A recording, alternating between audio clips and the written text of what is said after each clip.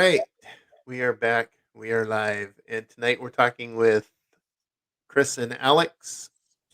And they are a team who also do let's see if I got this correct. I want to make sure I get everything correct.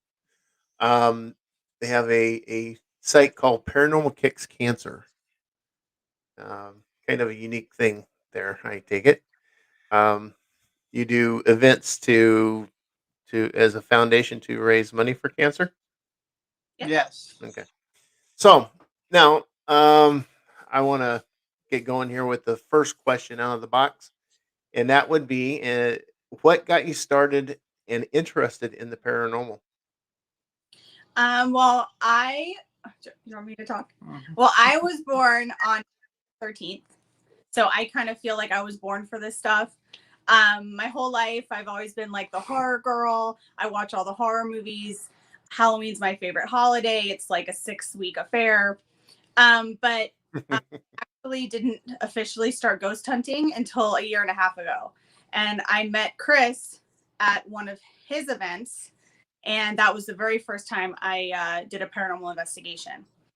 And Oh, there's kind of history. And from that point on, I probably investigated more in that year and a half than most people have done in 4 or 5 years. that's So pretty cool. it's just, if you ask, like when I told my mom I was dating a ghost hunter, she was like, of course you are. You know, she's like, of course, Alex. So, it's just, it's my lifestyle, it's our lifestyle, and it's what we do. So And Chris, same question to you. How far back we want to go? You can go as far back as you'd like. Well, what originally got me started was my grandmother had passed away, and then at that time we lived in Florida, so we flew to New Jersey and we stayed at the family house for the funeral. And when we went to who's sleeping where and whatever, because everyone's family's all together. Right. Um, they put me up in the attic because no one else wanted to climb the stairs in the attic to go to sleep. So the young one got to suffer and take the stairs. So first night I went to sleep, I jumped up in bed, turned the light out, and all of a sudden, I was probably it was like, I was like 9 or 10 at the time.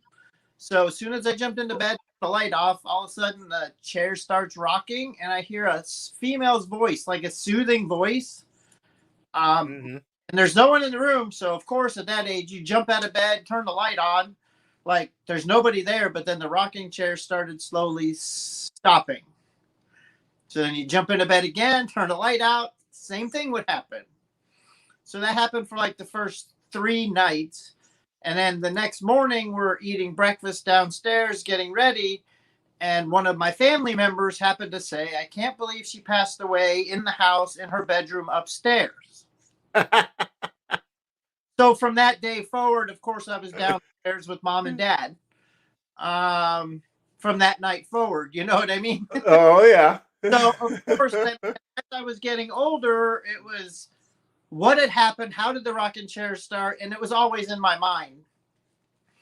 And then probably like I was thinking about it, what to do, how to do it, and then of course Ghost Hunters came out, and which thank God for that show itself, because then it opened the paranormal field, took us to Hmm. a whole new level, so we can then talk about it. Weren't shunned about the whole paranormal side of things, and what goes bump in the night, so to speak.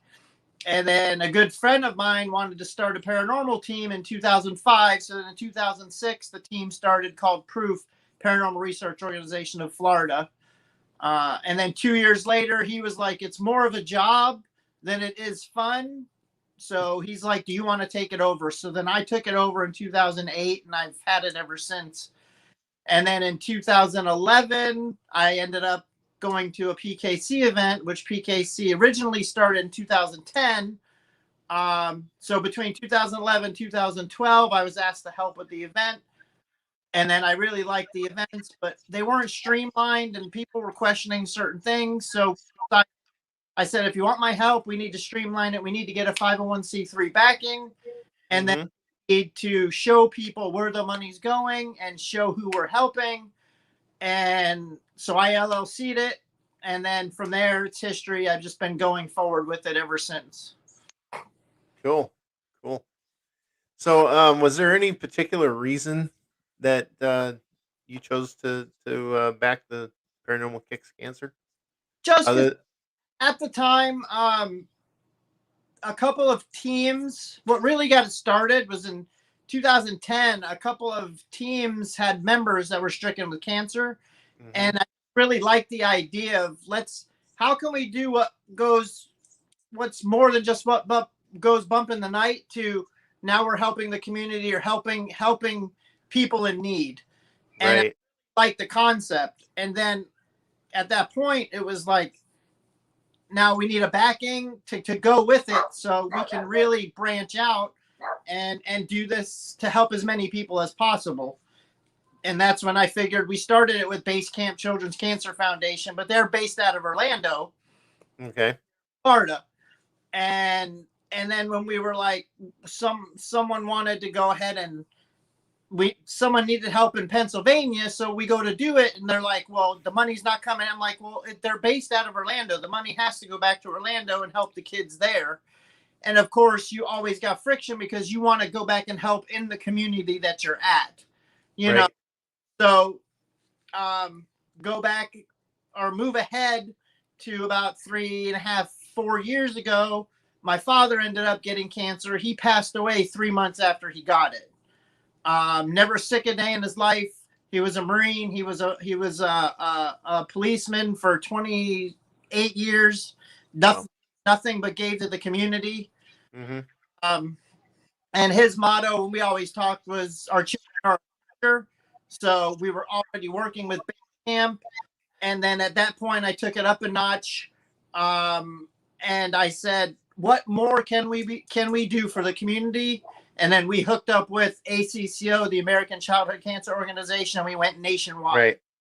So now we can go all over the nation, helping kids, helping families, anywhere. Cool. I took it up one more notch, and Paranormal with a Purpose, which now not only can we help kids with cancer, but we can now help battered women, wounded vets, and shelter. We now can umbrella open up and help whoever, wherever, whenever, however we need to. That is really really cool and commendable. I really like that. It's always a good thing if you can put yourself in a position where you can give back to the communities where you live, and Well, that's one of the things we need more of in this nation. right. And the paranormal field itself, a lot of people, and back to before Ghost Hunters came out, we weren't allowed to talk about it, we weren't allowed to do it, and then everyone's like, oh, you're just the spook factor and you just care about, and you don't really help people. Well, this shows that we do a lot more. Mhm. Us, what goes bump in the night. I use that term all the time because it stands out to me. More than we now help the community, and we can show and prove that everyone in the field does more than just that. No, that is really good. So in everything that you do you now there is one charity that I really like and Joe likes a lot too, because if it wasn't for them, I don't think Joe would actually be here. It's St. Jude's. Same Do you do anything with one. them? I haven't. I want to. They actually years ago, and his family were stricken with a fire. And my niece got burnt over 80% of her body. The Oh only damn. part of her body that was not touched was her face. And Wow. she's 36 now, I believe. St. Jude's has covered the bill from day one and's never asked for a dime. And Yep. time someone talks about them, I say that's one of the very few charities that I would donate to, and I always back because they don't Mhm. do. They are awesome. Oh yeah. Yeah, they are one of the absolute best. Partner with them and try to help them somehow too, as things grow and as we fan out and get more people to back us and help us and connect. Yeah, they even share their research Yes. because their groundbreaking research, if it wasn't for them sharing it with other hospitals, I probably wouldn't have made it through what I went through. Mhm.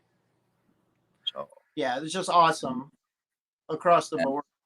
yeah, what they do, yeah, those parents they get, no bill ever, and their kids get like the best absolute care possible. Mm-hmm. Yep, and the parents don't even call them. St. Jude's calls them every time there's an appointment, every time there's something, and they say, "This is where you're going. This is where you're getting your help."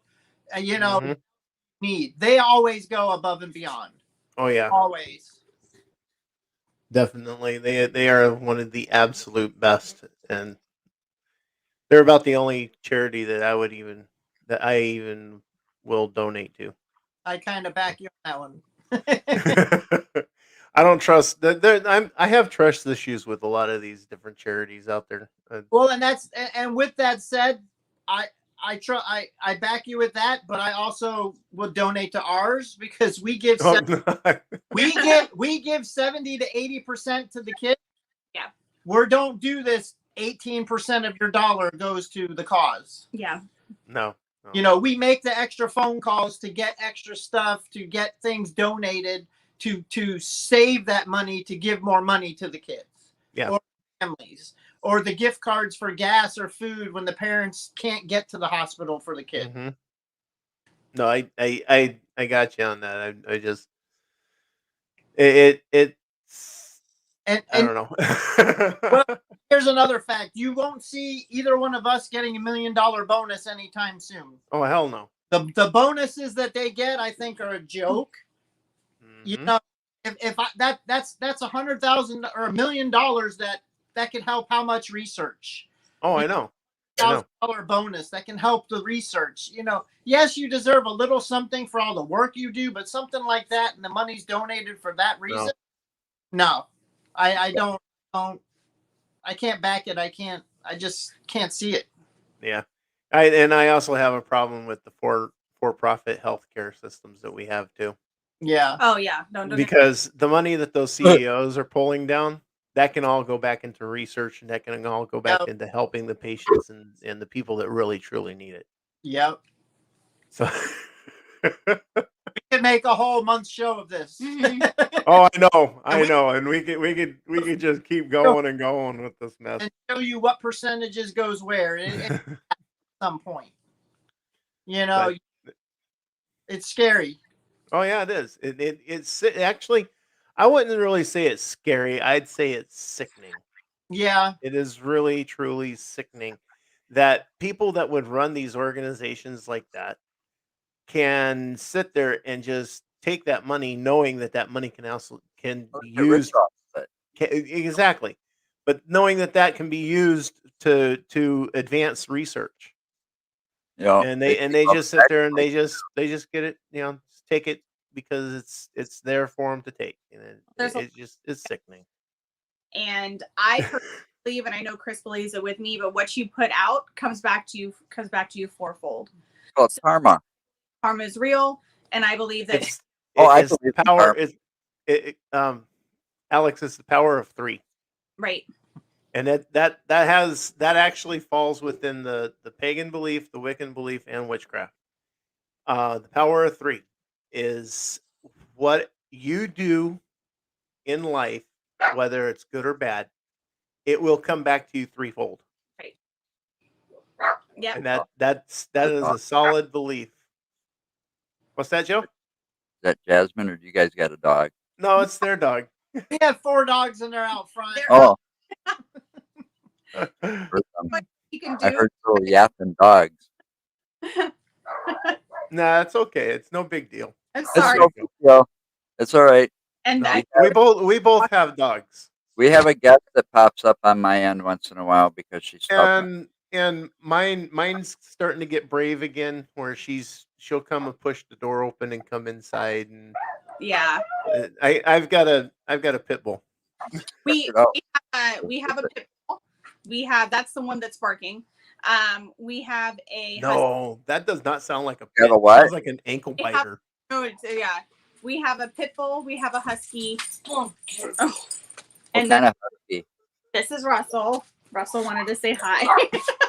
What kind of husky? And then we have a like smaller terrier dog called Bandit. So we have a full house. We have cats, we have fish, you name it. So not only are we people lovers, but we are animal lovers. Is it a Malamute or is it a Siberian Husky? Siberian Husky. Siberian Husky. That's what I have. That's what Joe I have a- has. Oh, I have, really? I have a 3-year-old purebred Siberian Husky, and she is a pain in my ass some days. Yeah. She's stubborn as hell. Yeah. They're good. So sorry about that. Oh no, it's all good. It doesn't bother me. You dog people's here. I'm just surprised though that you said that was the pit barking, and that sounded like an ankle biter.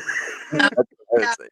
Our pit is the and all the other ones don't bark. Bless her heart. So Huskies don't bark. They yelp or whine, or they'll talk to you and argue with you. Pretty much. So I've raised Huskies most of my life. Chris bred Huskies for I a used to while. breed Timberwolf Husky mixes. Wow. I bet those That- were They, yeah. big and beautiful. That's what I'd say. I did it So till one year. I had one litter, and then I didn't know another female was pregnant because she hid it very well. And I had 2 litters on Christmas. I had 18 Huskies, and I said enough's enough. well, would've there you been go. You fun. had enough. You had enough for a sled. A couple of sleds. Yeah, A yeah. couple of For a sled couple of teams. state teams. Yeah, you only need about 9 dogs. Exactly. I don't know how well you'll be able to see that. Oh, Oh, that looks like our Scott. That's Nitro. That's Nitro. He passed away on me about 3 years ago. beautiful though. Yeah, Sky's our alpha. He was 9 years old when he passed away all of a sudden. And when I lost him, it was Hey, really Molly. bad. And then I turned around, and between my wife and Mark there, we ended up with Joy. So she's pure white mostly. Yeah. Hard to find. Yep. Took a road trip. She's Took a him rare up, breed. took him way up north here in Wisconsin. And we picked up a Yeah. full bred Cool. female husky for him. So The red ones are hard to say. Yeah, I had one when I saved one many years ago when my oldest was born. We saved one. His name was Buddy. They had him all chained up outside like one of those commercials you see on TV, and the dog sitting there shivering, and you can see the rib cages and stuff. So I rescued him, and I almost violated my lease, but I found him a good home before I got Yeah. evicted. Yeah. All four of ours are rescues. Our pit was taken from a dog fighting ring when she was 3, and she was the bait dog. They used to throw her in the ring. Oh. But she got a hurt leg because of it, and then she was at the at the rescue for 281 days. And it took that long for her to find us. Yeah, Chrissy's so sweet. She's a real sweet dog, our pit bull. hearing that story makes me want to throw those idiots in the ring with the Oh, fighting dogs. they all got theirs. All of them were arrested, and so it was a positive to save her and I understand the arresting, but for me, to have them deal with. I don't feel that arresting them is enough. No, I agree. You know, and it's I'm a psychology minor, and it's a psychological fact that people who abuse animals will go on to abuse and torture humans. Oh yeah. It's almost like a gateway. And in my opinion, if you have the capacity to hurt these animals, then you have the capacity to hurt anybody, and you should be a danger to society. And I agree. I agree. I'm I serious. agree. I agree with you. I agree with you 100%. I mean, To light a kitten on fire, then you should be okay with us lighting you on it's, fire. You know what I mean? In those situations, like Give the perpetrator exactly what they dish out. Yeah, you know, Mhm. because I feel like a lot of people view animals as lesser beings, and everything has a soul. I mean, ask I Chris. don't know. It's These just dogs are pretty intelligent. my Yes, they Especially are. a husky. pride. Like I had just lost like your dog. Like to me, there was no difference between my fish Oh, Mhm. I and other I was pet. devastated. Yeah. I'd never lost a dog like that before, and I was close to Nitro. He was a family dog I know. for all of his life. My Yeah. niece got him as a puppy, and then she's like, "Uncle Joe, can you take Nitro?" And it's like, "Yeah, bring him out here." Aw. And he was spoiled, Well, yeah, he loved it out here. He wasn't living in an apartment anymore. or in a kennel when everybody went to work. Right. So that's kind of a good segue. The way we just got this going here. In all your investigations, have you ever run across the spirit of a pet? I personally have. I actually have a fun story. We Please had do. um, our psychic medium Ben was on an investigation with us at the Jasper jail in Jasper, Florida, the old Hamilton County Jail. Heard about that one. Him just shooting the crap, just talking to him, and all of a sudden, like I look down and I'm like, my dog that passed away was called Phoebe, and I looked down and I saw Phoebe, my dog, like no question, and he looks down and goes, "Did you just see a dog, like a small like little dog?" And I was like, "Yep." And we both saw it at the exact same time, which was really cool. And I've only seen her once, but she came by to say hello, and it was kind of neat to have our medium confirm that. So Hmm. you know, It is always nice whenever you have someone else confirm Have something validation that you've seen. always. I'm sorry, what was that, Chris? Nice to have validation always. That's why you should always have more than should always investigate in couples or pairs, Oh yeah. or not Oh just yeah. so you got that validation. Because everyone will question anything you put out there, no matter what. Exactly. You know, we've ran across that, and we've also we our very first investigation we did was at a place called Sanatorium Hill right here in Madison, and it's notorious because it was a tuberculosis Uh, hospital that was built back in what was it, the 20s? the 20s or 30s. I think it was Closed, built in the it mid closed down 20s. in the 60s. Yeah, and it closed down in the 60s. But we had a video that we seen on YouTube, and we went out and actually debunked it. wow.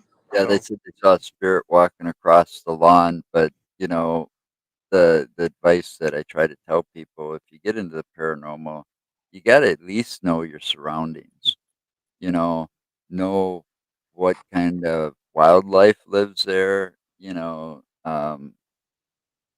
Like Sanatorium Hill, it's right smack dab in the middle of a big neighborhood and a community, Mhm. and there's a and big so park and you got a to big know. natural park in the back of it too. Mhm. Right. And then there's that big park right across the street, Warner Park. Hmm. But, you gotta know the facts that at night, there's like, okay, there's only one store open at night. You want a pack of smokes, you need soda or something, after a certain time at night, there's only one store open. Well, if you live up behind Sanatorium Hill, the easiest way to get through it is to cut through its lawn. Oh, okay.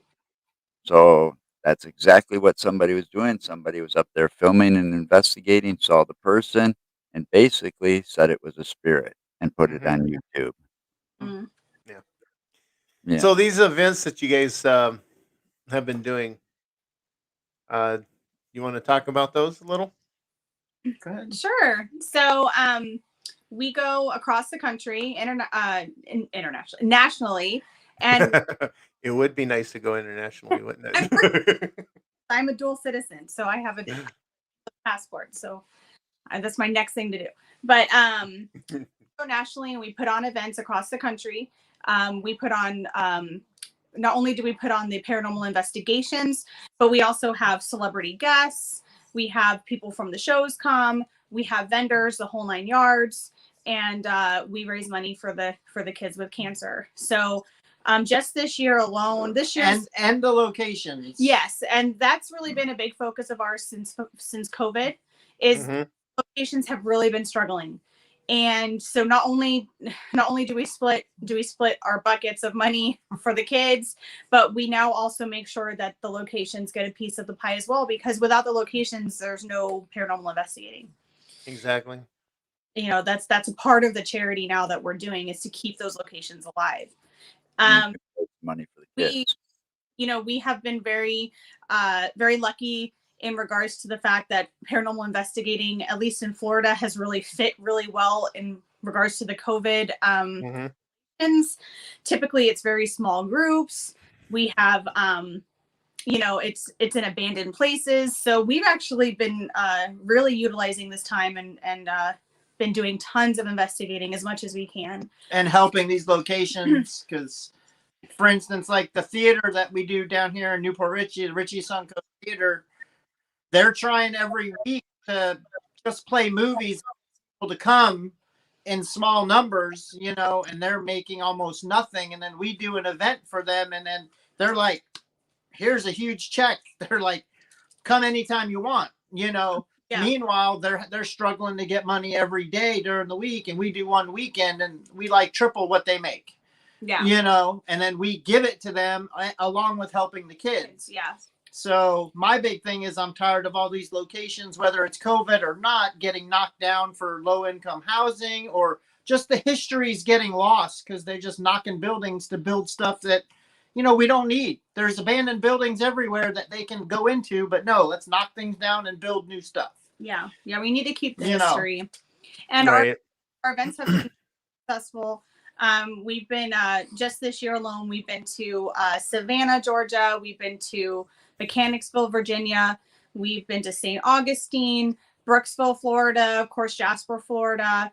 We're going to Arcadia, Florida, tomorrow. I can't believe tomorrow. And then we're going to be in Tennessee. We're actually really excited. We're going, we're the sponsor. Okay. We're going to be in Tennessee. Well, in August. There'll be more to come. There'll be more. That. I just realized we can't announce anything until months. That's quite all right. South Pittsburgh Hospital will be at. Yeah. But there's more details. There's more details for that. But yeah, we've just, and then of course our big event every year is September's Childhood Cancer Awareness Every September's Childhood Cancer Awareness Month. And you can walk around and ask 90% of the people what the gold ribbon stands for, and they have no clue. And the gold ribbon is childhood cancer awareness. Mm-hmm. What the pink ribbon is, but they have no clue in the world what the gold ribbon stands for. So we're childhood cancer awareness out. So the month of September, we do our big event. This year, we're doing one in downtown Newport Richey and one in Gallatin, Tennessee. We're doing two big events. And then we want to eventually with you know, like your listeners and anyone in the paranormal listening and any of the shows we do, we're trying to branch out. And I want to try to get one in all 50 states eventually in the month of September. You know, teams that want to help, want to volunteer, that can do the event for. We'll go do the first event with them. And then that way they know how it's done. And then they can continue it the year after as we add other states to it. I like that. I like that ambition. That's really good. Oh, the whole thing is PKC is my name, not just me, not just out the help of everyone. We can't do what we do. Right. No, you know, of course we can. And you won't hear me, and you could, Alex will tell you all the time, I don't take credit for it because it's everyone that helps. It brings us closer to helping more kids and more families. It's not what I do, it's what we all do together. Yeah. More people need to think like that. That's exactly what I said. The world would be a better place. In this field, and this is the problem, who can you step on to get to where you want to go? It's who can you bring with you so we can all get there. Yeah. The right side raises all ships. I'm a firm believer of that. If you see, you know, I run the Facebook page. If you look at our Facebook page, I'm talking about everybody, you know, blowing everybody up, making sure that, you know, that we're all in this together. Because if the paranormal field isn't strong, then what are we doing? You know what I mean? you know, I've been doing it over 20 years, but I'll tell you this, if you think you've done it all and know it all in the paranormal, it's time to go bowling or time to go do something else, because Right. you can learn every day from new people, from old people, from Yep. people not even interested in being in it. Yep. So there's room for everyone, and we all there's not, this is my location, you can't go, this is my evidence. You need it all to intermingle so it can all mesh, and you can learn from the evidence that you've gotten from these locations. Right. Mhm. No place is just one person. It's just like we do a lot at the Jasper Jail in Hamilton. We're remodeling it, basically. We're renovating it. And renovating it, bringing it back to original. That's not my place. That's anyone that wants to go can go, and anyone that wants to help can help. It's not, you can't go here because Chris goes here, or you can't go because PKC or Proof goes there. Any place we've been to is for everyone else. And a lot of times I'll get a location because we do have an event company called Historical Adventures of the Unknown. And the whole premise to that is we launch new locations into the paranormal field for everyone. And I've gotten some slack because I've had a few locations that I've tried to get into, and then others have called, and I call them and I'm like, look, let me get in so then we all can, because I've lost a few of them because 7 or 8 teams were calling them And it gets in the process overwhelming. of what we were doing. And then the owners are like, I'm not dealing with this. Right. So once I get in, I do a big event, invite all the paranormal teams. And then at that point, who wants to do a private, who wants to go? And now it's open. Right. There's ways to do things without banging out these locations and making them so frustrated that you're never going to be able to go into them. Yeah. No, I see We've where you're run into going a with that. location like that where we wanted to just go talk to them, find out more about the history and the stories, and they weren't even willing to talk to us much because of the flooding of people and some of them Exactly.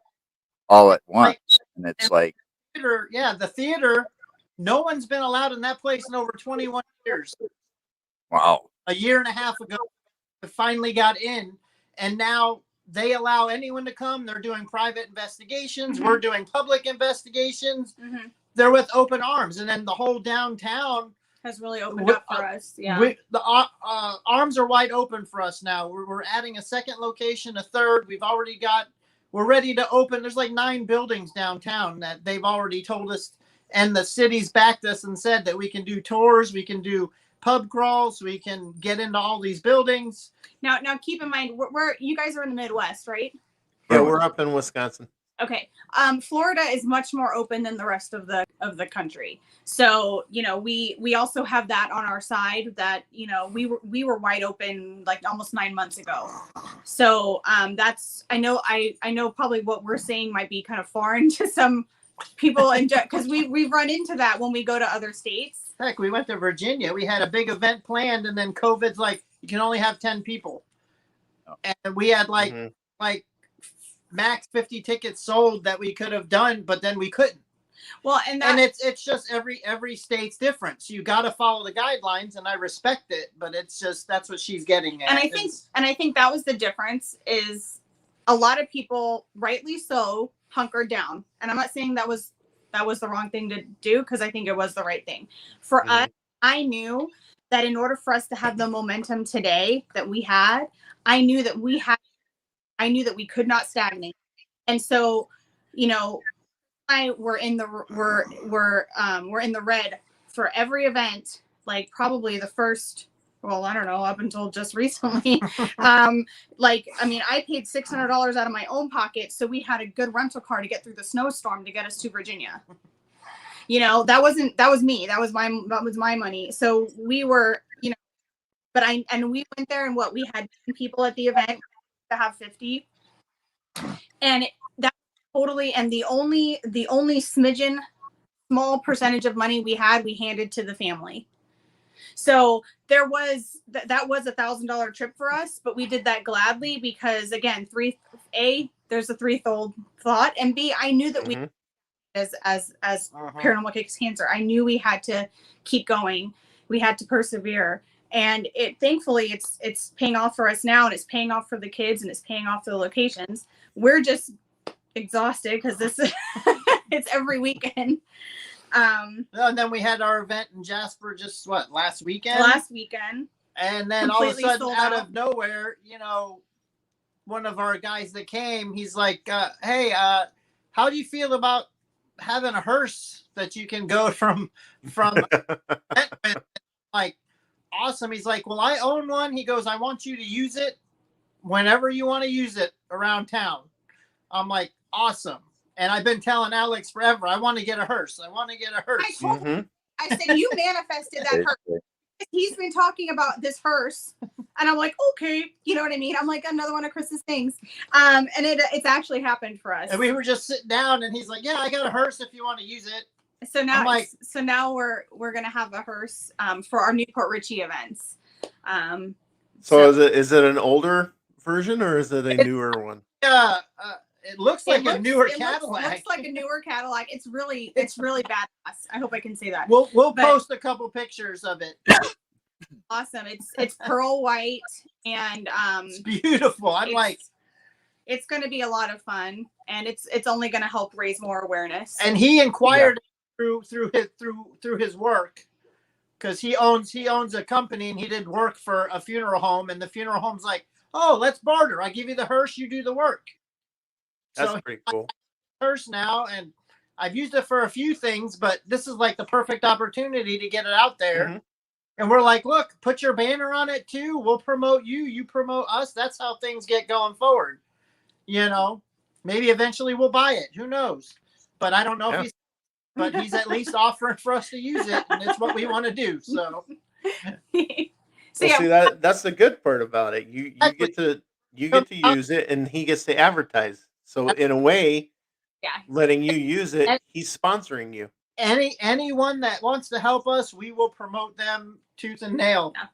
You have 15 years of marketing experience right here. So I don't just say that lightly. I want to market you. I want to help everybody. And if you're a partner of ours, you will get marketed properly and professionally, and you're going to get out to our listeners. Our reach on our social media every week is at least 2,000 per. We're gaining left and right. And we're now up to 3,200 followers, but of course our reach is much broader than that because of everyone else that we touch through. Heck, we did that one post and we got 30,000 listeners. Yeah, 35,000. It's just so. The paranormal world is pretty amazing, And they're the paranormal, as you know, paranormal peeps are very loyal. Oh yeah.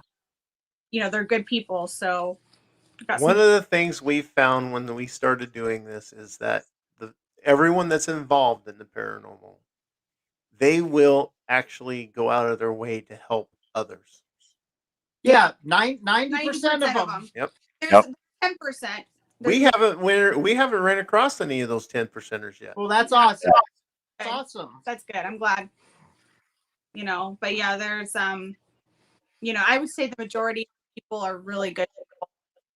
And they're just amazing, and they want to help. And that's why it's so rewarding for us to do what we do, because we love paranormal investigating and we love bringing people together. We love helping people. So all of this comes together for us in this passion project. And that's how that's the key to the field is you got to have a passion for it. If you don't, then there's no room for you. Yeah. I'm sorry. It's just a fact. You can't just step in and investigate and think, oh, I'm here and I'm possibly going to have a TV show and I'm famous, so people need to start paying me $2,500 to come to their events. See, that's just it too. There's those. That's the other bad thing that gives the paranormal world a bad name. I'm going to come to your house and investigate and tell you that you got a ghost or a haunting, but you got to pay me to do it. Wait a minute. What? That ain't right. And that's not right. We don't charge nobody for nothing we do. Point, if they say it's going to cost you, I say you need to go call someone else. What I mean? Yeah. Or it's going to be $500 to bring a shaman in to bless your house. It's like, we're here to help you. If we're here to help you, charging you is not helping you. No. Right. And the other thing is, how can you charge someone for nothing tangible they're getting? Right. Exactly. Well, see, we don't even charge. We'll even go a step further if we, and we've said this, but it didn't. If they wanted a copy, of everything we did, the footage and stuff, we would have given it to them on a jump Yep. drive. Right. Mm-hmm. Not charge it for it. We would have given it to them. That's the thing. And another thing too that I always put out there, because I've been doing it over 20 years. There's people been doing it longer than me, for sure, but is if you're a new team or a new friends or just one person camera and I got a recorder and I'm going to go help people in their homes, I recommend you go to a well-known group or someone that's been known, Seasoned. learned from them before you go do it, because you're going to cause more harm than good trying to help a family. Mm-hmm. Yeah. Because you've seen a few TV shows, there's a lot more to it than you think. Yeah, this is nothing to mess with. And I've seen it myself. I've seen people, they get really excited and they go and get all their equipment and they call themselves a ghost hunter and you're playing with fire if you don't know what you're doing. And so you definitely want to make sure that you're around people who know what they're doing and you're watching people. I studied you for like a long time before, didn't I, babe? I guess. Studied me? Shut up. But it's just, I studied how he, I also, Chris obviously been doing it for a long time, but he also has a lot of friends that have been doing it for a long time. We all would go together and I would just sit back. Now I lead whole teams and everything like that, but I'm very confident in my abilities. But it took 6 months for me to really be able to sit in them and feel really good and in my abilities. You can always learn, and there's no right or wrong field, but there's just learning through experience and the experience that have already happened to be able to steer your way through whatever maybe private might bring you as a private investigation. You know what I mean? A lot of times I'll go into these privates and I listen to the client stories, but I'm like, I'll believe it when I see it, but I'll wait till I get there because I've been doing it long. Now I got your side. Now I'll see. I've had one where they're like, my son's possessed. He's sick every night. I think there's a demon in him. Time to take him to a doctor.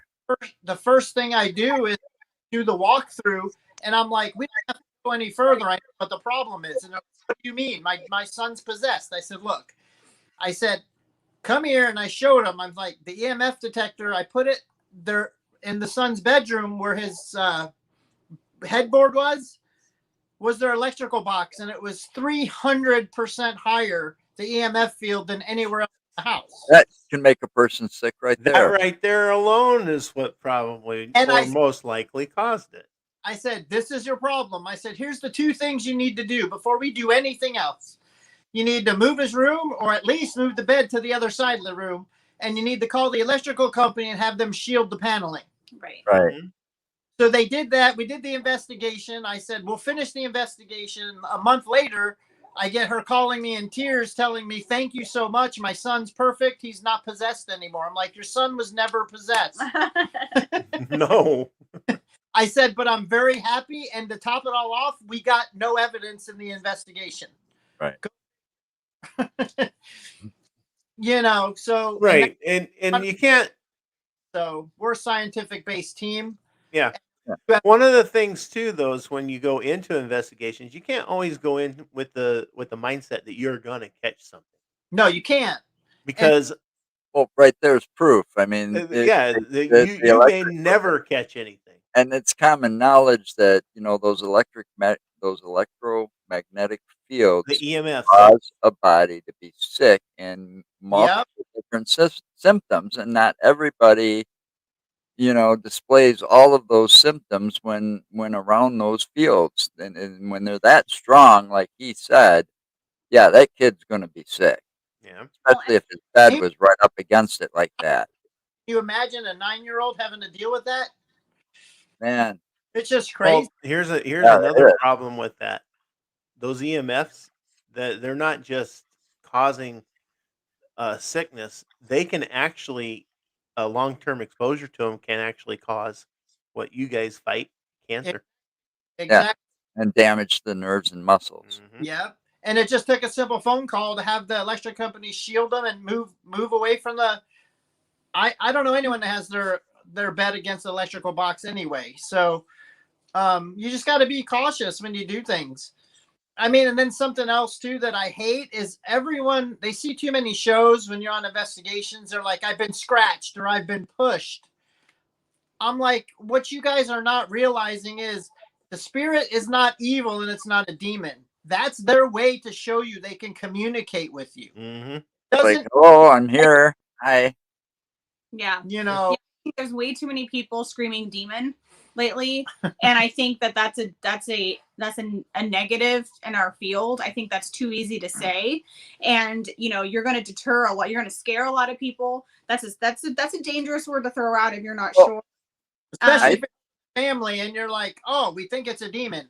Yeah, and I'm not going to go into are demons real or not, because that's a crazy subject. But I definitely are there dark spirits? Are there dark entities? Yes. Are there, if you're an asshole in life, are you going to be an asshole in death? Probably yes. So there's all that to work through. But I think demon. I don't like when we just throw that out. Oh, it's a demon. It's a demonic energy. I'm sorry. I think people are throwing that out for shock value, and I think it's doing too much damage than good. There Yeah. is I very agree. small and far and in between that will happen. Right. Well, Yeah. Fair. you also, if you think about it with a little common sense too, I've seen a lot of movies, but you take some of this and you think about it, and logic dictates that if you're a spirit, if you've recently passed and you're a spirit, in order to touch somebody or to do anything so that we on the other side of that veil notices, it might take you a while to Mhm. learn how to do that, So a person's going to get a little frustrated maybe, Yeah. but demon, nah, I don't buy it, No. and it might come out the wrong way. They might not have intended to scratch you. They might have only intended to tap you on the shoulder, saying, it's like, Exactly. but they're trying so hard to manifest that Yeah. movement. No, don't know what they're capable of. Right. Oh, and it just, instead of jumping the gun, you need to try to understand it and try to understand what's going on. That's why we need to get our stories. So if someone's been in a location and we get their evidence, then we go to that same location and get the evidence, and so on and so forth. Then we can build a profile as to what is going on and get a timeline, and then we know what the deal is. Right. And how to help. If everyone's battling and fighting and hiding their evidence, then that you're never going to get to the bottom of that specific location because you're missing pieces. It's like a jigsaw puzzle. Right. I mean, you got to treat it just like a normal, well, even from a law enforcement, and they're building a case, you got to Yeah. treat it the same way, like you're building a case, What piece are we missing? Did this team get it this time around? Right. No, You're not going to get everything. You might not get nothing for days, weeks, months, and then all of a sudden you're out there, and boom, something happens. I always say this: they're not animals, and they do perform on cue, no matter what you want or what you try. Right. Right. We deal with True. all the time at our events too. Why is nothing going on?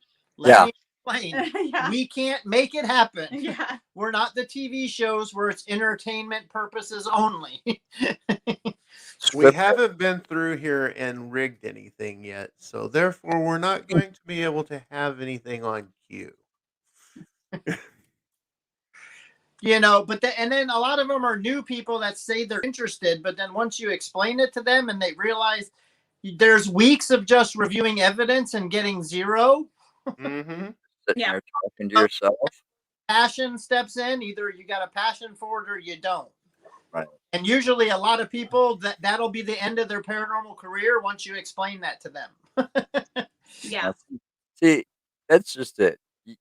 I'm too curious, and we as a team, and sometimes it's 4, sometimes it's 5, depends. Sometimes we'll go with other teams, but sometimes it's just Mark and I, but we never go alone.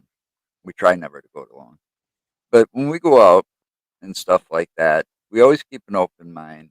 We know anything's possible, but these people expect something all the time. We We- know that we could go out to a location time and time again, and we could be sitting there for an EVP session or something, and we could just be sitting there talking to ourselves for hours, and Yep. nothing happens. Okay, we get back and we're reviewing hours of nothing, just us talking. Yeah. I mean, we There. we knew that going into this, but see, we kept an open mind because we explore everything. We don't explore the abandoned, and we go to cemeteries. We go out looking for cryptids. Like Exactly. we've got the Beast of Bray Road, which is pretty famous. It's been Right. getting a lot of television lately. And then you've got Bigfoot. He's everywhere.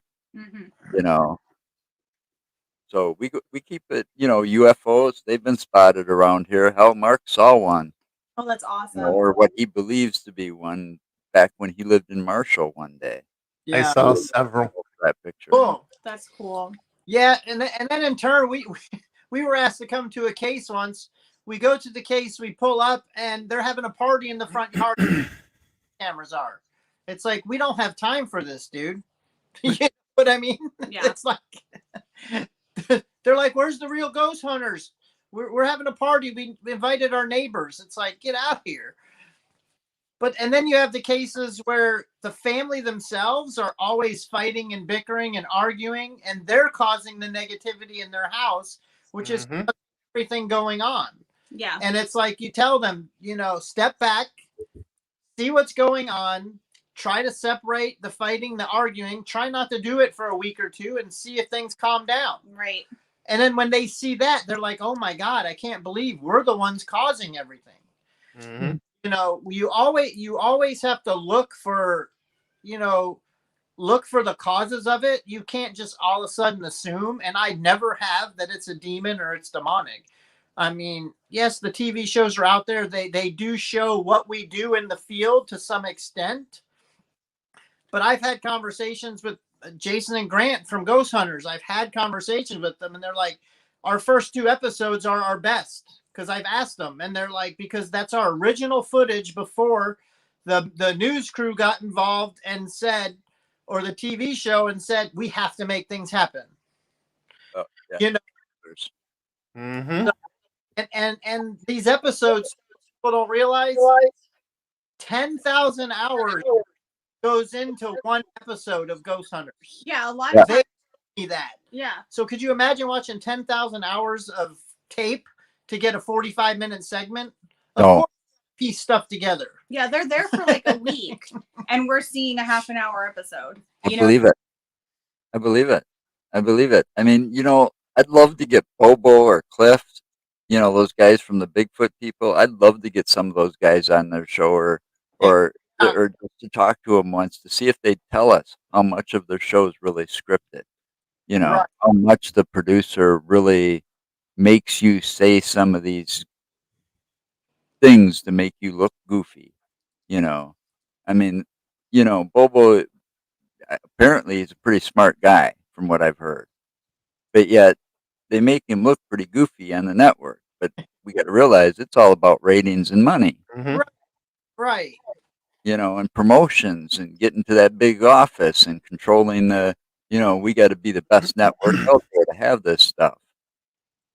Yeah, I mean, we have to have entertainment, but to do what we do in this field, and to really try to get answers and move it forward, we got to step outside the box. We got to work together, and the only way to do that is to compile what we've already gotten at certain locations to help move that location and move things forward. And then the other thing to me is the equipment. I love all the equipment we use, but we've been using the same equipment for 40 years, 50 Mhm. years. Time to step outside that box and try to use other wavelengths, just to step outside the box and make new stuff instead of just adding a light to a K2. How about we, make like a trigger object box, or we do something that's not there and start just stepping outside the realm and doing new stuff. And that's kind of the direction I want to go. I got some ideas on some equipment I want to make. If anyone's listening is an electrical engineer, I can use one. 'Cause I'm not good at that. But other than that, Chris has $25,000 worth of equipment in our home. Holy crap! It's over 21 years though. That's only $1,000 a year. Come on. It's a sore spot when it comes to packing for every event, because he has to pack all 4 of his giant cases and I bring my one little one. So, it fills up the whole car. But That's the opposite there. But my point to that is when you get to a location, Someone's ready to go in 5 minutes, and it takes the man the hour or two. No, It's it's our bags to pack. opposite. I have one bag and one kit, and he fills up my car with everything else. I regardless, but but just think, if you go into a location you've never been into before and you want to use something you have at home, it doesn't work. Yeah. You never know what you're going to need. no, there's It also doesn't help if you don't have the equipment altogether, and then No. something happens, and it's like, damn it, I should have been wearing a body cam. yeah. You know? We got them now. We wear them as soon as we walk in. Things are on. So Everything. But I mean, other than that, I mean, you just never know what you need equipment wise. I hate going somewhere and I don't have what you need. I just hate it. Sounds like Mark. But then remember the case I put it in, that's a different story. But anyway. Yeah, that's kind of like me. I've got to have every little piece of equipment. I've got probably about $2,000 worth of equipment sitting over here right now. just the stuff I use. Yeah. Plus, before you guys came on, I was on Amazon and ordered a couple more pieces of equipment. Well, for Christmas, I got 17 pieces. And for Valentine's Day, I got one. But I ordered myself 7 new pieces. I got one of the original Ovuluses. I got I want one. I got the Laser Grid 2 from Ghost Stop. Mm-hmm. The one with the little digital screen on it. It's really awesome. Mm-hmm. Yeah, I gotta go check that place out more. Yeah, you need to. I keep hearing about Ghost Stop, and our friend Brandon. Our friend Brandon shops there a lot too, I think. He's just an awesome guy. Ghost Stop's awesome. I've known him since they started. So we used to do big PIA events together and stuff, Paranormal Information Association events. So hopefully we're going to bring them back.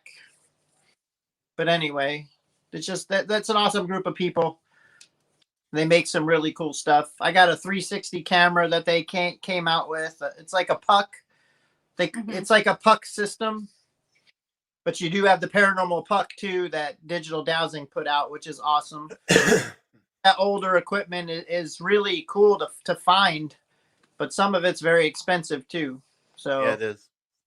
Well, we're getting close to our hour mark. So, is there anything like any other websites besides the one we got scrolling here you want to plug? So the main one, I appreciate you guiding them to our website, but the main thing people need to go to is our Facebook page, and that's paranormalkickscancer.llc. That's completely up to date. All of our events are on there. That's definitely where everyone needs to go and because that's our most up to date information. Okay. That's why I always ask at the end there, just to make sure. Yeah, on Facebook. Now, you guys didn't write a book or anything, did you? No. Okay. You want to write? I'm in a couple books, but no. Yeah. Hey, Joe, you didn't show it. Don't hold on me. Just keep going. Come on, Joe. We got dead air here. Come on. No, Let's get moving. Dropped and things, and I had to pick up a mess. No, I gotta- Wait. No, sorry. No, it's not you. It's him. He's Mr. Slowpoke tonight. Yeah, and actually, J.B. Coates wrote a book, and she dedicated it to PKC Cool. last year. JB is really cool. Oh, there you go, babe. Now, do you want to say something about this?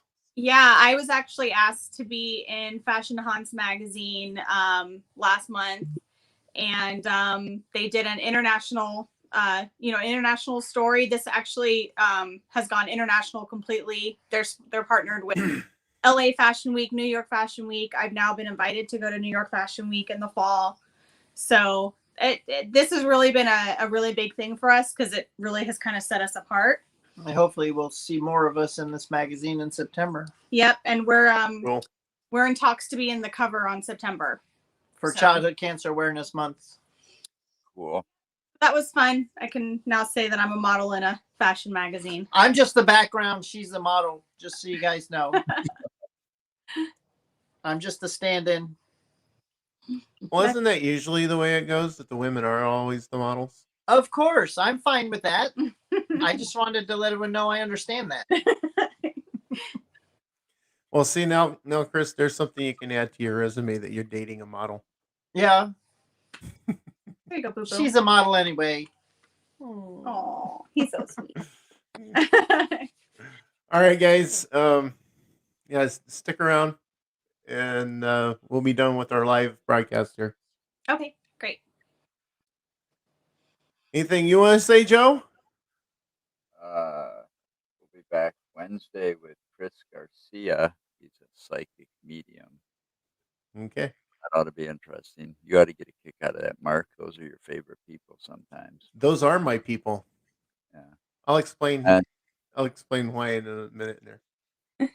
And until then, I guess it's stay safe. And remember, anything's possible. And don't forget to visit utterlyinsaneproductions.com for all our links. And subscribe to Paraflex for all the bonus footage. Anything else, Mark? Nope, not that I can think of. All right. We are